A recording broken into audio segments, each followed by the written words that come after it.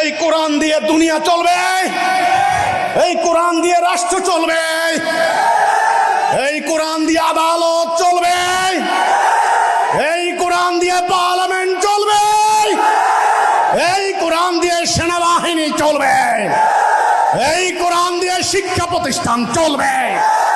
এটাই হলো কোরআন, আমাদের জীবন বিধান, এটাই আমাদের পরিচয়, আমাদের মাথার মুকুট।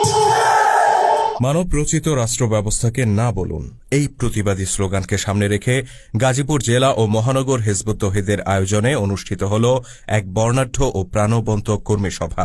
গতকাল বিকেল ৩টায় গাজীপুরের সাগর সৈকত কনভেনশন হলে এই কর্মী সভা অনুষ্ঠিত হয়। বিশ্বের শ্রেষ্ঠতম বিপ্লবী মহানবী হযরত মুহাম্মদ সাল্লাল্লাহু আলাইহি সাল্লাম বিপ্লবের মূল মন্ত্র কি ছিল? লা ইলাহা ইল্লাল্লাহ, লা ইলাহা ইল্লাল্লাহ। আর কোনো কথা নাই। লা ইলাহা ইল্লাল্লাহ দিয়ে ভিক্ষা করে না কিনিয়া, এই লা ইলাহা ইল্লাল্লাহ দিয়ে রণাঙ্গনে বিজয় লাভ করেছে, লা ইলাহা ইল্লাল্লাহ দিয়ে দুনিয়া শাসন করেছে।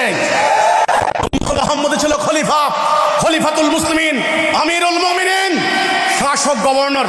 পবিত্র জুমার নামাজ আদায় শেষে ধর্মপ্রাণ মুসল্লিরা দূর দূরান্ত থেকে ছুটে আসেন অনুষ্ঠানে অংশ নিতে। কিছু সময়ের মধ্যেই কানায় কানায় পূর্ণ হয়ে ওঠে পুরো কনভেনশন হল। আগত কর্মীরা গভীর মনোযোগে এ সময় অতিথিদের বক্তব্য শ্রবণ করেন। হিজবুত তৌহিদের গাজীপুর ও উত্তরা অঞ্চলের সভাপতি শহীদুল ইসলামের সভাপতিত্বে অনুষ্ঠানে প্রধান অতিথি হিসেবে উপস্থিত ছিলেন সন্ত্রাস, জঙ্গিবাদ ও সাম্প্রদায়িকতা বিরোধী সোসাইটির চেয়ারম্যান এবং হিজবুত তৌহিদের শীর্ষ নেতা ইমাম হোসেন মোহাম্মদ সেলিম। তো আমি মুহতারাম ইসলামী দলের নেতাদেরকে বলতে চাই, আপনারা যদি পারেন তাওহীদের উপরে ঐক্যবদ্ধ হন।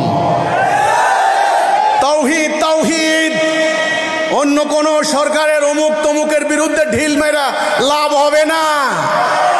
তাওহীদ, রাসূলুল্লাহ যে ঐক্য করেছেন তাওহীদের উপরে ঐক্যবদ্ধ করেন, আল্লাহর দেওয়া কর্মসূচি অনুসরণ করেন, তবে ইসলাম প্রতিষ্ঠার স্বপ্ন দেখেন, না হলে স্বপ্ন দুঃস্বপ্নই থেকে যাবে। প্রধান অতিথি তার বক্তব্যে বলেন, আমরা যদি মানব রচিত রাষ্ট্র ব্যবস্থা বর্জন না করি তবে সমাজে শান্তি কখনোই প্রতিষ্ঠিত হবে না, গণতন্ত্র আমাদেরকে মুক্তি দিতে পারবে না। আমাদের উচিত ব্যক্তিগত জীবন থেকে শুরু করে রাষ্ট্রীয় পর্যায় পর্যন্ত প্রত্যেকটি জায়গায় আল্লাহর হুকুম প্রতিষ্ঠিত করা, তবেই সমাজে শান্তি প্রতিষ্ঠিত হবে, মানুষ দরজা খোলা রেখে ঘুমোতে পারবে। এ সময় প্রধান অতিথি সবাইকে ঐক্যবদ্ধভাবে আল্লাহর হুকুম প্রতিষ্ঠার সংগ্রামে সামিল হওয়ার আহ্বান জানান। যদি তোমরা সারা জীবন এই সূত্র মনে রাখতে পারো, আমরা এক জাতি,